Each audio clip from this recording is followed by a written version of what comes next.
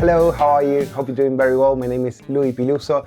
I'm a music producer, mixer and mastering engineer. And today we have part 2 of the review of the Symphony Desktop by Apogee. It's a really good recording interface. And in the video of today, we're going to be checking out how to record a song from the ground up. So we're going to first check out how to set up the session in Pro Tools and then create the different channels. And we're going to record drums with a drum machine and we're going to check out how to sync Pro Tools or any DAW to an external drum machine, and we're going to record real bass, real guitar, then some keys, then some virtual strings, and of course vocals and background vocals. Hope you enjoyed this video. Don't forget to subscribe, leave a like and a comment. Also let me know what other songs you would like me to record in this kind of videos. After this video is finished, I'll leave on the screen the first video of this series where I explore the Apogee Symphony Desktop in depth, and you can find out how it works and everything it offers. Let's start recording. So the first step is to create an empty session in Pro Tools. So we're going to choose the name first, and since we are going to be recording for a video, we're going to choose 48K for sample rate, then 32 bits for the bit depth, and then we're going to just hit create. And now we're going to create the empty channels for this session. First of all, we're going to create a mono channel for the drum track, that is the Drumbrute Impact from Arturia. It's a drum machine. Then a mono channel for recording bass, then a synth track for synth bass. Then we're going to create 3 stereo channels for the guitars. And now we're going to create 2 stereo channels, one for the Rhodes and one for the strings. And finally, we're going to create 2 mono channels, one for main vocals and the other one for background vocals. So now I'm going to spread out the channels so they occupy the whole screen. And now we want to change the colors. So for the drums, I always choose yellow, then for the bass, brown, and for the guitars, green, for the keyboards, blue, for the strings, I'm going to choose orange. Then for vocals, red, and for background vocals, pink. What colors do you use? Let me know below in a comment. Now we want to select our recording interface. So we go into Setup, then Playback Engine, and we want to make sure we have selected the Apogee Symphony Desktop. Once we click on it, it's going to save our session, close it, and open it back again. And now we want to make sure we have selected on the left. We want to have the inserts and the sends and the I/O. The I/O is what's going to allow us to select the inputs of our recording interface and also our outputs. So now that we have set up our session successfully, we're going to start recording drums, and we're going to use the Drumbrute Impact from Arturia. It's a drum machine, and we're going to come out from it with a single cable, and we're going to plug it in straight to the Symphony Desktop. So I'm going to start sequencing the beat.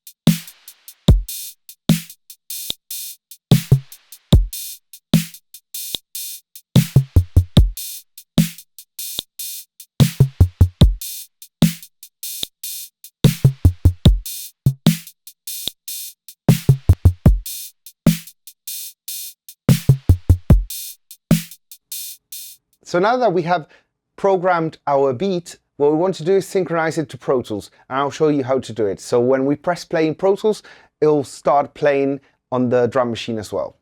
But first I want to show you what I used for this drum kit. So first, Neve style preamp, then a Pultec EQ with a little bump in 60 Hz and a little bit of attenuation to get the classic Pultec curve. Then 5K, we're going to boost it and open the bandwidth. And then we have selected an attenuation at 10K and only attenuation a little bit. Then we have a compressor in the style of the LA3A. And now we want to sync our drum kit. So we're going to go into Midi and then beat clock. And we want to make sure we have selected our main drum machine. I have it synced to the KeyStep Pro of Arturia because I actually have it connected by Midi to the KeyStep Pro. So what I want to do now is from the Drumbrute Impact, I want to select Midi in the sync option. So now our Drumbrute Impact is synced to our DAW. So if we press play or record, it'll start playing on the drum machine.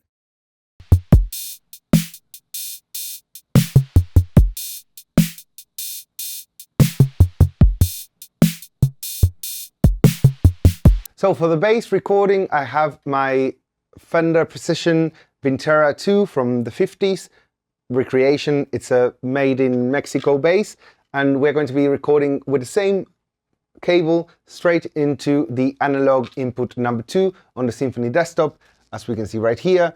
And if we go in, we'll see that I'm using the preamp that is an Ampex emulation, and we're also going to be using a compressor on the input and a Pultec emulation with a bump in 100 Hz and a little bit more definition in 4K and a little bit of attenuation in 10K as well. Something I want to show you is I'm using a little bit of foam here to make the sound a bit more vintagey, like kind of 60s Motown. It gives it like that kind of dry, no sustain kind of sound that is pretty cool for this song. I changed a little bit the bass line.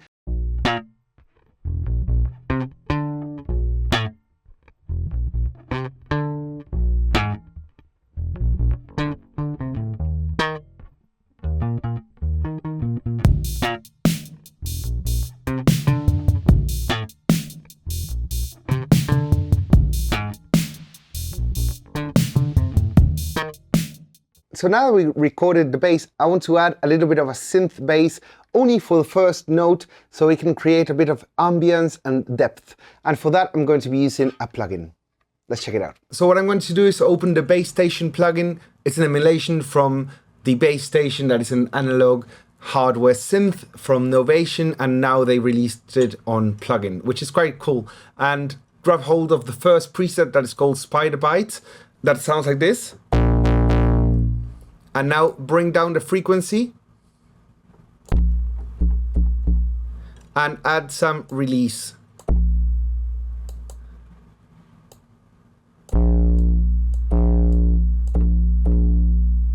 What I like about this is that we have the filter before the distortion here. So if I turn off the distortion, we can barely hear anything because the distortion is actually distorting the low end and is creating this note, which is really nice.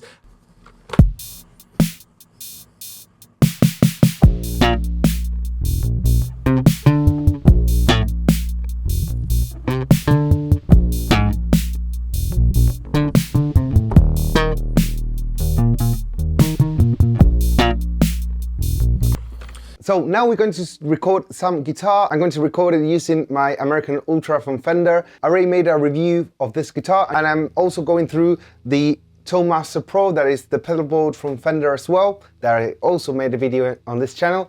And I'm going straight into channels 1 and 2 from the Apogee. And they're linked, and we're using the Symphony preamp that is the cleanest of them all. And what I'm going to be playing is this.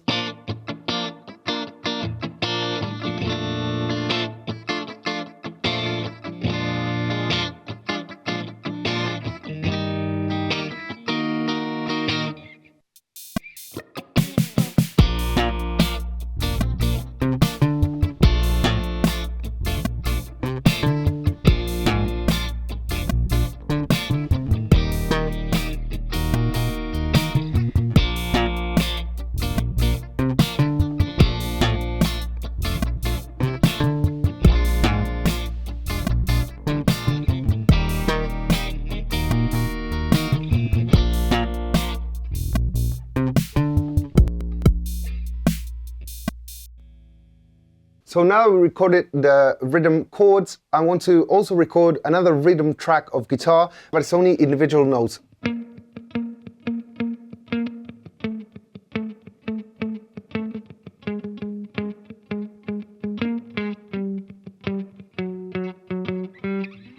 So let's record that.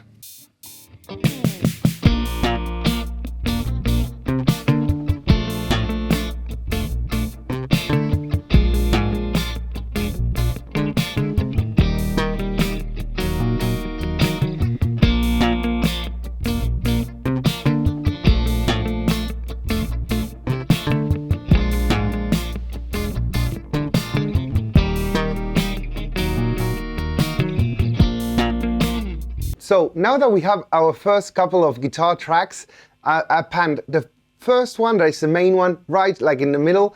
The other one, the second one, was panned towards the right, and now the third one is going to be panned towards the left. And I switched guitars, and I got hold of my Jazzmaster that has this lovely whammy bar that makes it sound all swellish and nice.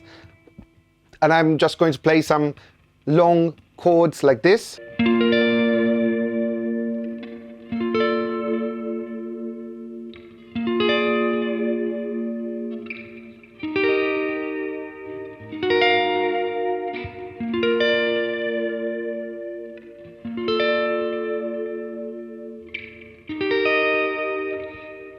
Let's record that and hear how it sounds.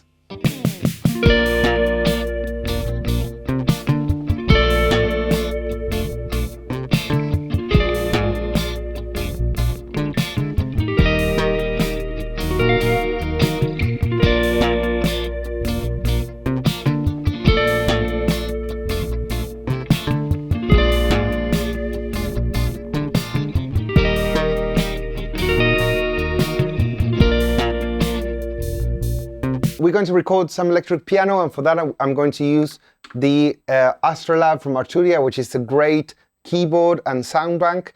The one that comes up first, that is kind of a Fender Rhodes. I like it, it's a bit bright, so let's bring down the brightness and the timbre a little bit and add some movement. And let's have this sound. A bit less. There we go. I like that. So I'm going to be playing here B flat major. Then I'm going to add the major 7th. Then the minor 7th. And then I'm going to play E flat major. And then E flat minor. And then go back to, yep. Let's record that.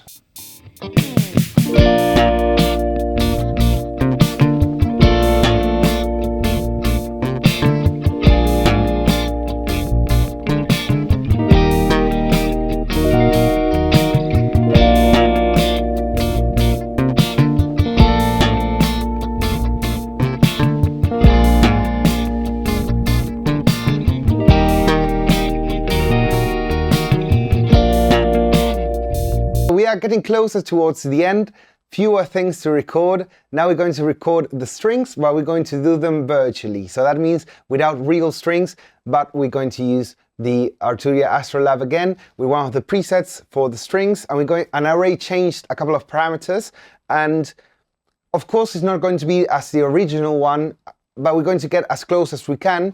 Because the original one, I believe and think that they used real strings, but now we're going to recreate it with a virtual one. So the string melody plays like this.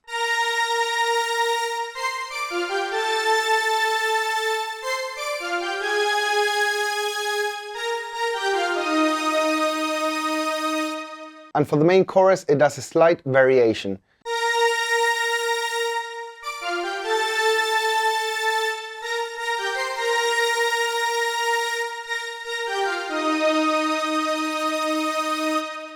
So let's record that.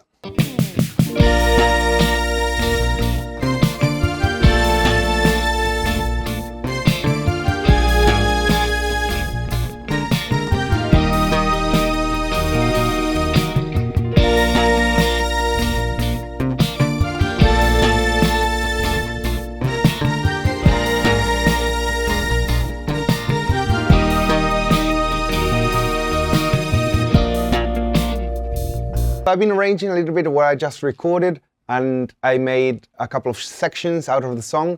Because this song, the cool thing is that it works as a loop, so you can actually have the same thing going through the whole track. So now we're going to record some vocals. I have my PBM C2, which is a really nice clean microphone here. So my microphone, for it to work, I'm going to activate the phantom power. Let's bring up the gain. So for the vocal recording, I selected the Neve style preamp, going into an LA3A, that is a compressor. So let's record the vocals and let's check them out.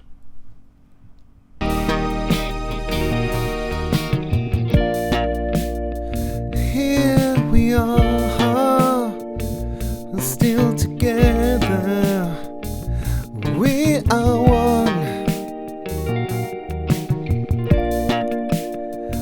So much time wasted playing games with love. So many tears I've cried, so much pain inside.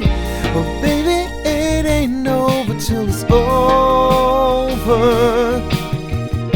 So many years we tried to keep our love alive, but baby,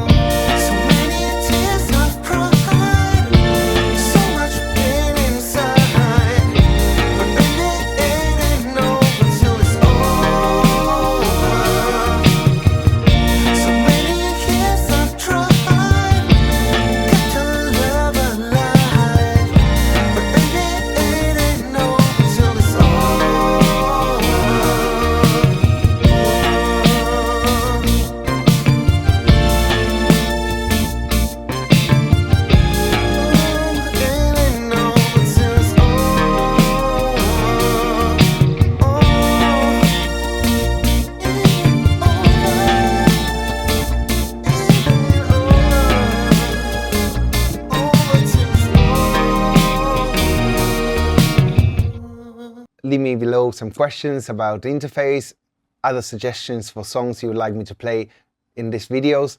Of course, these videos take a lot of effort because I'm alone here recording the songs in front of the camera without doing any kind of playback. And I'm also filming myself, changing the camera angles, working with 3 video setups, the screen and 2 cameras. So hope you enjoy this kind of content and leave me a thumbs up if you liked it. I'll leave you here the first video of the series I made for this interface. I hope you enjoy it, and I'll see you right there.